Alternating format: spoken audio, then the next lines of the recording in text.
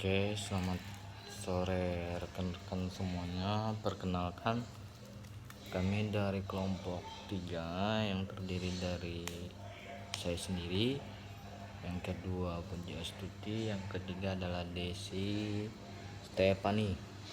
Di sini kami membahas tentang virtualisasi, yaitu cloud computing. Apa sih itu virtualisasi?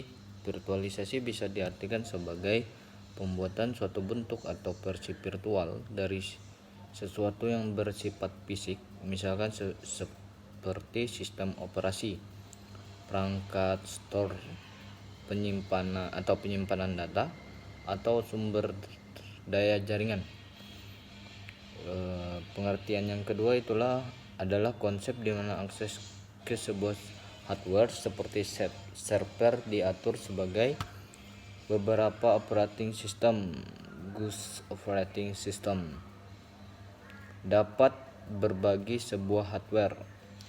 Yang pengertian ketiga, teknologi yang telah diterapkan secara luas saat ini dengan dampak peningkatan operasional dan finansial yang positif.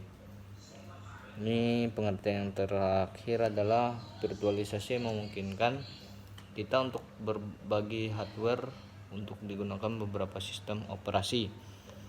Virtualisasi dapat membuat sebuah tempat penyimpanan tunggal yang besar terlihat menjadi beberapa tempat penyimpanan dengan ukuran yang lebih kecil.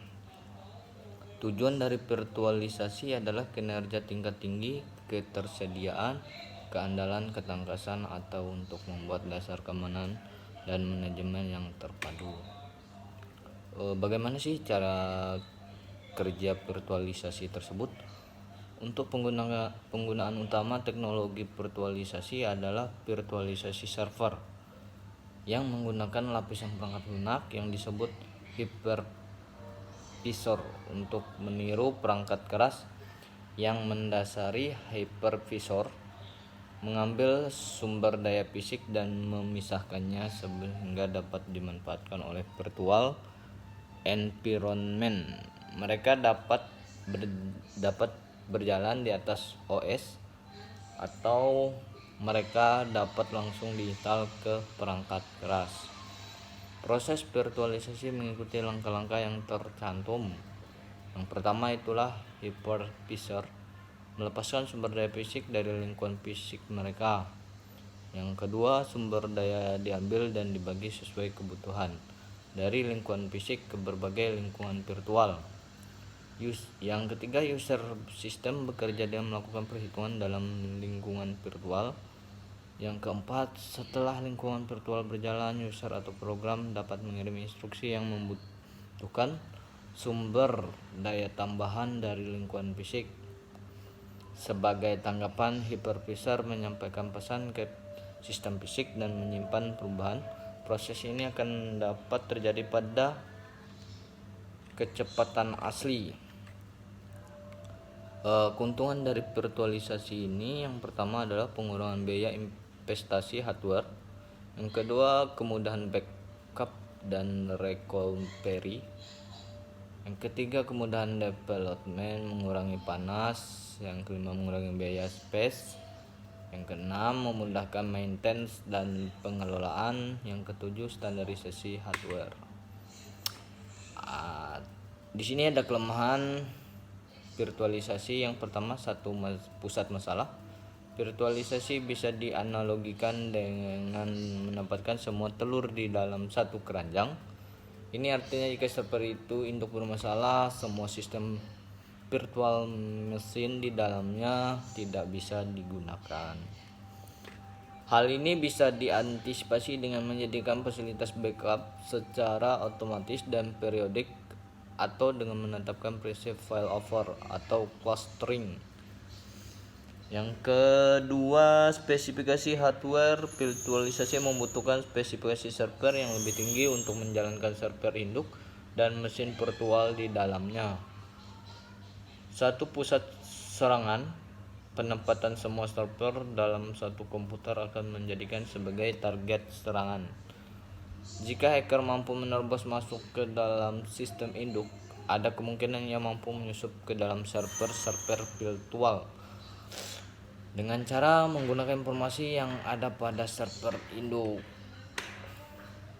Perbandingan arsitektur fisik dan virtual. Arsitektur fisik.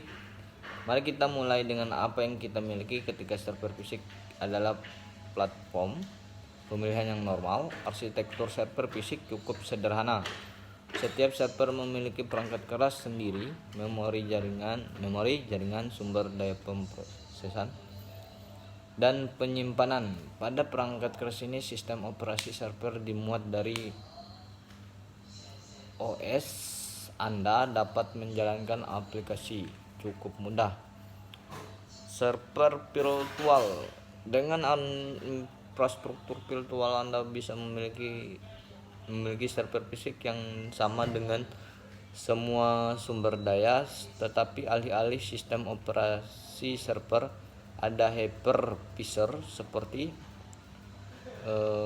virtual server atau hyper virtual yang dimuat di dalamnya. Hypervisor adalah tempat Anda benar-benar membuat mesin virtual Anda, seperti yang dapat Anda lihat pada diagram. Setiap virtual memiliki perangkat virtualnya sendiri. CPU virtual, memori virtual, kartu antarmuka jaringan virtual, dan disk virtualnya sendiri. Di atas perangkat keras virtual ini Anda memuat sistem operasi tamu dan kemudian aplikasi server tradisional. Kebutuhan virtualisasi. Kebutuhan sistem untuk virtualisasi pada dasarnya kebutuhan spesifikasi server tergantung pada virtual server yang akan digunakan.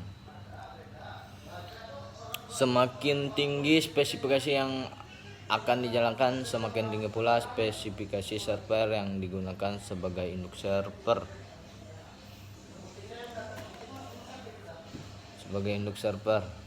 Namun ada beberapa pendapat yang mengatakan bahwa asumsi di atas tidak 100% benar, karena ada beberapa teknologi virtual seperti oven virtual yang mampu melakukan load balancing, sehingga jika mesin virtual ada 5 yang masing-masing membutuhkan memori 1 GB, tidak berarti bahwa server harus memiliki spesifikasi di atas 5 kali 1 GB.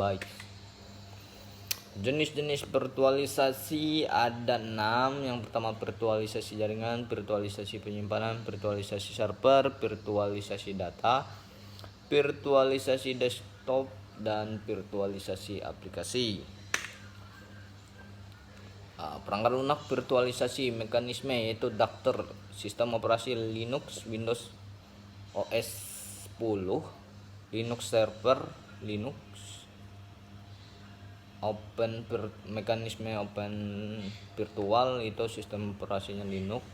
Mekanisme LXC itu operasinya Linux. Mekanisme paralel virtual container itu operasinya Linux dan Windows. Solaris container itu sistem operasinya Solaris dan OpenSolaris. Mekanisme FreeBSD Zail itu operasinya FreeBSD.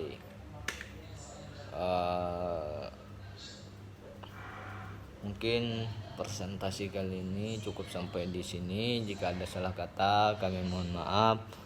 Jika ingin bertanya, silahkan bertanya di e-learning dan nanti kita jawab. Sekian dan terima kasih. Selamat sore.